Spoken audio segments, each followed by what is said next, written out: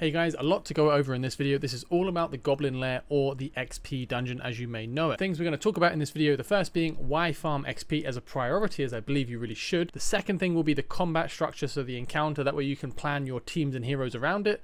Third, we will talk about heroes and then structure of your team. And fourth and finally, we'll talk about some general tips, and that will kind of encompass a whole load of things. So first off, we're going to talk about farming XP, why you should farm XP in my opinion. Well, very simply, it's because of the amount of stats you do gain from it. So if we take a look at Noteera here, the starting rare poison hero you get very early in the tutorial. At the moment, she has these base stats on the left, 3.1k HP, 102 defense and 120 attack. Now if I go to quick upgrade her to level 30, you can see there's a massive stat gain, and if you do the maths on this, every single stat increases by about 103% from level 1 to level 30, so there's a massive stat gain involved there. Whereas if you go to upgrade the character to the next star tier, as you can see here, this stat gain is about 13%. So this is of course incredibly important as it increases your maximum level cap, but in terms of getting the most stats out of your characters, you really want to be pushing them to level 30 as soon as you can for your core team. Then you'll advance them and upgrade them obviously so you can get to the next level cap. As you can see, levels are a huge gain in terms of stats. The other option of course being getting gear. If you have flat gear, then this scales quite well early game because our stats are so low. Percentages will scale very poorly early game because again our stats are so low. Later on, the further we get, percentages will get better and flat gear will become a lot worse. But overall, percentages will scale on your stats. So as these become more important, so do your actual core base stats. So it's pretty much a no-brainer. You really do need to level up your heroes, especially for your core team. And there are some unlocks tied to unlocking the stars of your character and promoting them further. So absolutely, farming XP in my opinion is the most important thing right now in DragonHeir Silent Gods. Definitely focus on that, and I think that's where all of your stamina should be going initially, other than farming the domains to get the level up material so that you can get to the next bracket. So you kind of want to be farming this as much as you can. Pick up some of these when you need to, but bear in mind you do collect quite a lot of this from questing and you won't need that much compared to XP where you really need a massive amount of this. So yeah, absolutely prioritizing XP is the key here. So now we're going to talk about the combat structure. I think first, related to that, we'll talk about the challenges. So if you go to the Goblin Lair, you can see there are 5 different difficulties to it, and each one drops different rewards. You can see they are timed rewards. If you complete this between 0 to 25 seconds, then you get these rewards at difficulty 1. If you complete it between 25 to 50 seconds, you get the second tier. And if you complete it with more than 50 seconds remaining, you get this tier. It is worth noting that each difficulty tier is better. Even the lowest reward here, you get 4 tiny and 1 medium-sized XP potion, is better than 3 tiny and 1 medium. And it's the same always on. So you always want to farm the highest level you can, even if you're only getting the bottom tier reward. And the way to unlock the next tier, as you can see at the bottom here, you need to beat the previous difficulty with the most time remaining, so get the top reward possible. So that is the condition. You want to get through this as fast as you can, efficiently as you can. Don't stick around farming the lower ones that much. You really want to be pressing to get the fastest reward you can. So then the next point I wanted to talk about was the structure of the enemies. So this is what it looks like. You can see there are 5 enemies and it's split between knife goblins and bomb goblins. There are 6 waves. Every single wave is the same. There are 3 knife goblins and 2 bomb goblins. So that's very simply, that is the combat structure. So considering that every single wave has 5 enemies and there are 6 waves in total, and we need to clear this as fast as possible, we need AoE damage. We need heroes that are going to do splashing AoE attacks. When you do kill a wave, your heroes will rush forward to the next objective and they will meet the next wave that spawns. If you take too long killing a wave, another wave will spawn and rush to meet you, and you'll fight both at the same time. Unfortunately, that means you're going to be behind on time. So if that does happen, you know you're not going to get a very good time. So it's not really a strategy that you can adopt. It just kind of helps you out if you are a bit behind, because otherwise it would be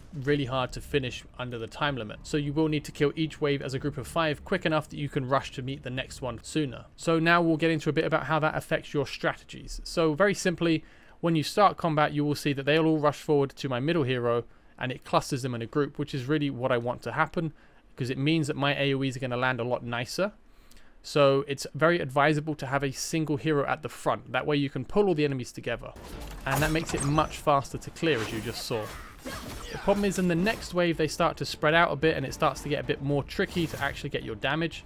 And that kind of comes into play with what heroes you choose to use.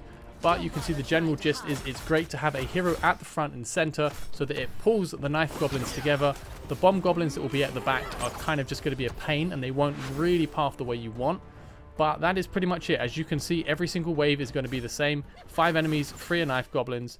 And you can see in this run, I failed to get the final reward. And for me at the moment, my goal is entirely to get the max reward so that I can move on. And since I haven't done that, I'm just going to quit this mission and it won't cost me stamina. So definitely consider doing that. You're aiming really to push to the next tier. You don't want to be sitting around in tiers. You want to maximize, strategize, and try to clear at full reward. If you can't get full reward and you're close, exit the run and do it again until you do. It's definitely worth it. So that pretty much covers the basics of the combat. We'll go into a bit more in detail some of the strategies you can adopt in just a second with the heroes and the team compositions. Next, let's talk quickly about the potions. Once you get to level 4, you start getting hold of large XP potions, which are massively better than these ones at level 3. Difficulties 1 to 3, you can only get hold of the tiny and the normal XP potions. Tiny granting you only 1,000.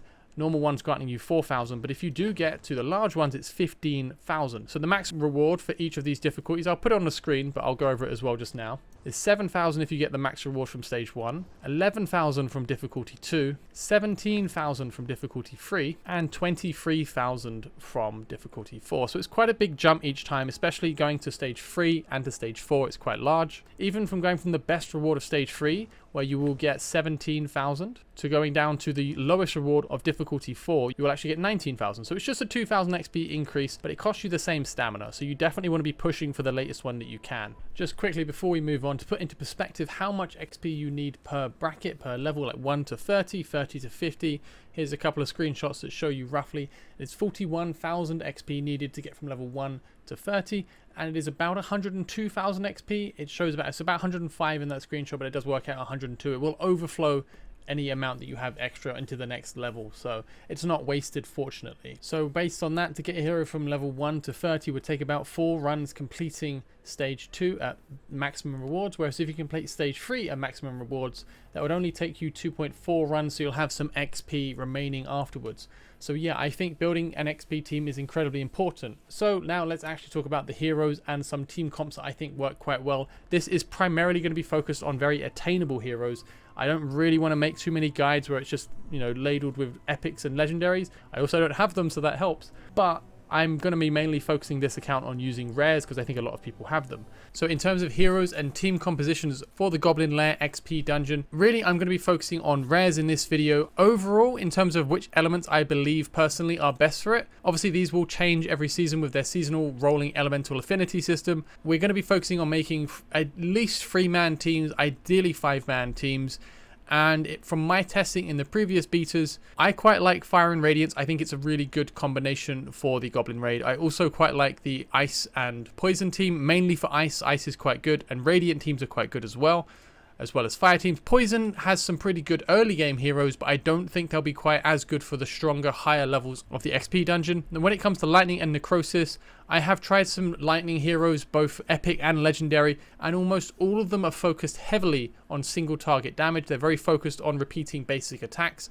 So I don't think this is really the content for them. I did test them a bit on the test server that the content creators have access to, and while they can dish out a lot of damage, you'll end up throwing your entire ultimate just to kill a single small goblin, and it's not very efficient in my opinion. So I do think Dauntless Lightning heroes are much better in other content than for this one in particular.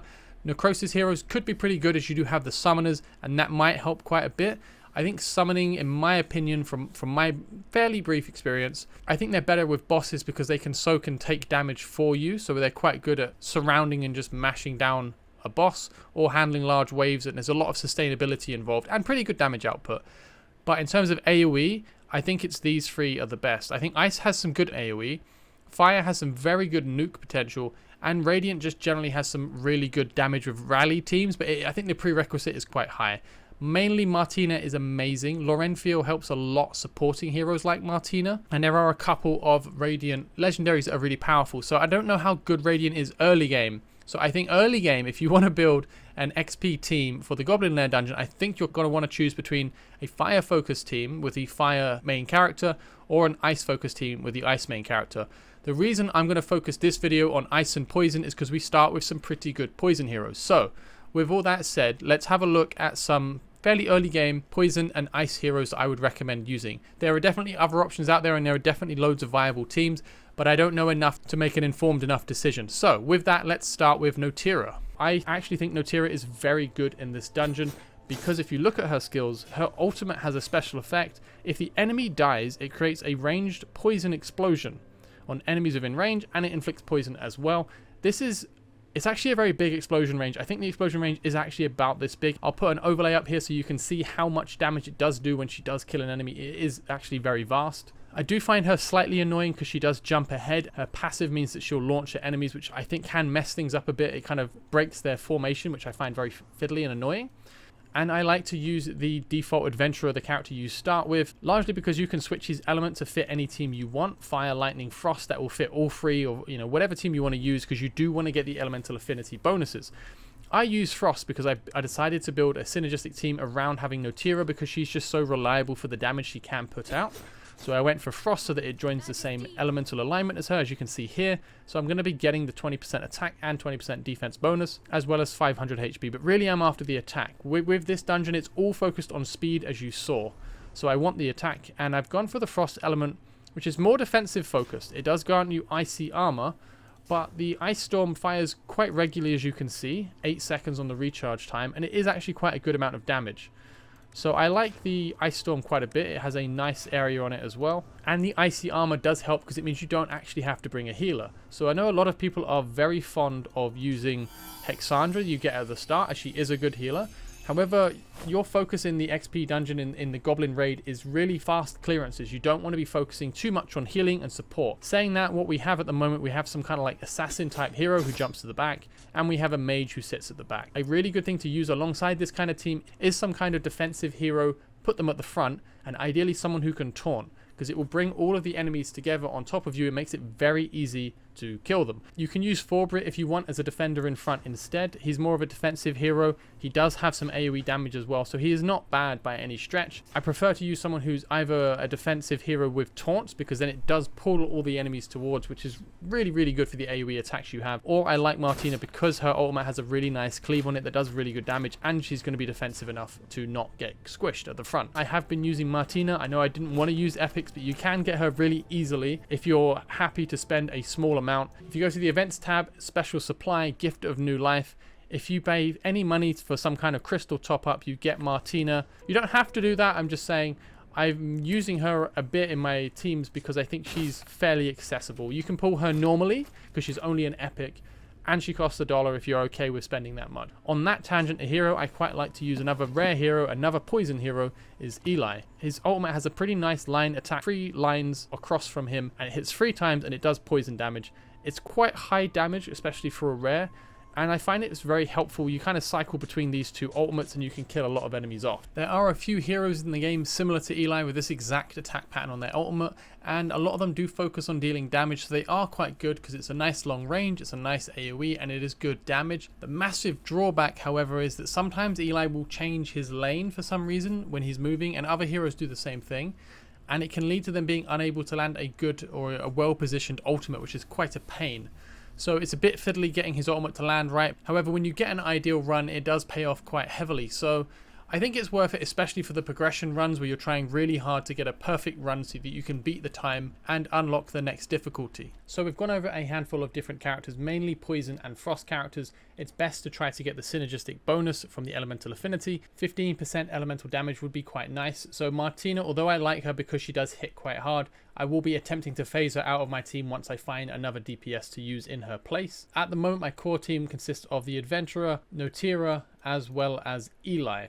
And I'm going to be looking to find 2 other heroes to use. I may use Forbrit after all, just because he can tank at the front. Supporting damage, I might use Vojeh, who is a rare mage, because he has some pretty good AoE frost damage on his ultimate, and he has some good damage on his single target nuke to help finish enemies off. If we have a quick look at the rest of the frost heroes, I'm going to mainly look at the rare ones. You would do quite well to use Usher. She could tank at the front quite well, and she does have some AoE damage. I think quite a few people rate her as well, so it sounds like she could be a good option. She has self-shielding, and she increases her attack speed, and she also does bonus damage to enemies that are under frost, so very good in a frost team to use at the front. So I will definitely be using her when I pull her on this account. Wilt is another good option to use, as he does have AoE damaging attacks. As for Reef and Loris, they're kind of single target focused defendery characters that aren't really ideal for it.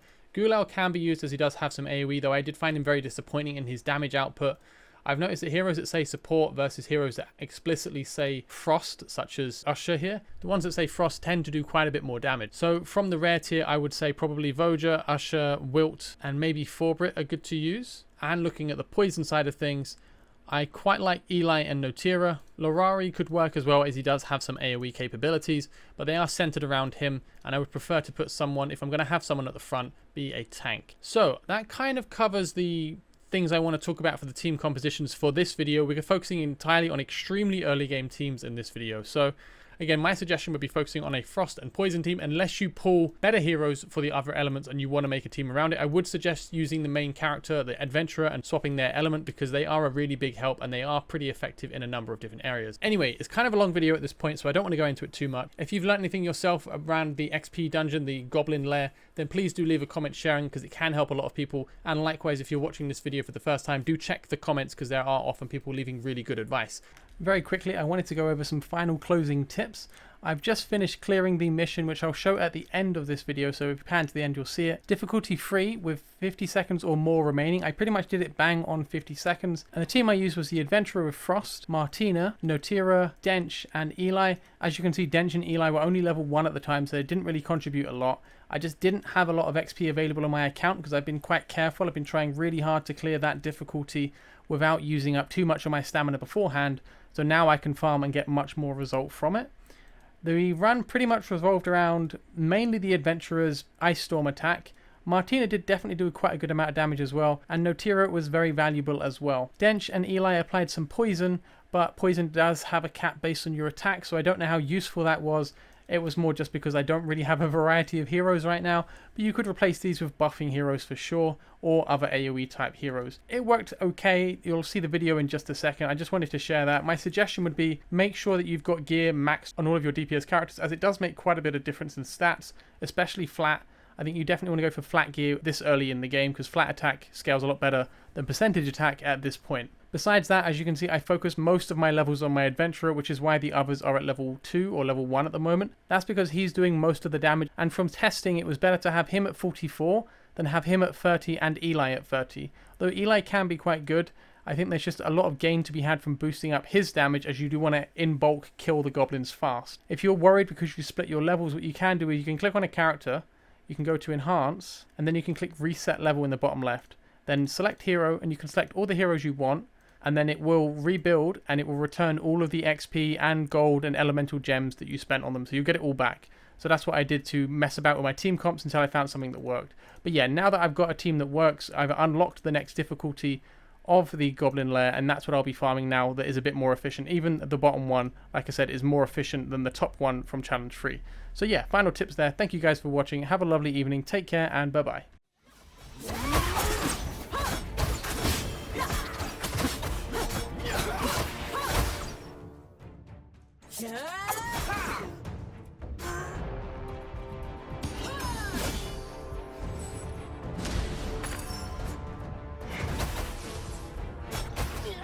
Don't bother trying to hide.